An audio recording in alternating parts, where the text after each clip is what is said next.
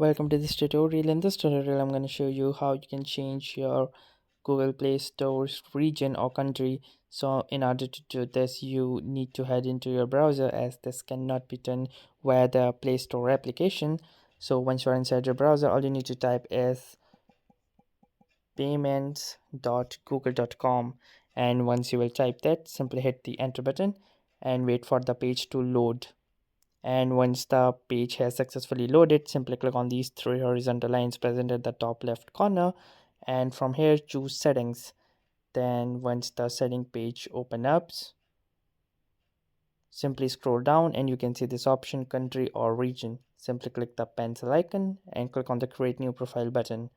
Once you do this, simply click on the continue button and then choose any country or region that you would like. And once that is done, you can simply click on the continue button, and here you can see that the new country has been added, and you can enter simply any address lines along with the city and postal code, and you are all set to go. So that's it for this video. I will see you in the next one. If you like this video, make sure to hit the like button as well, comment on this video, share it, and don't forget to subscribe to our channel. Thank you for watching and have a nice day.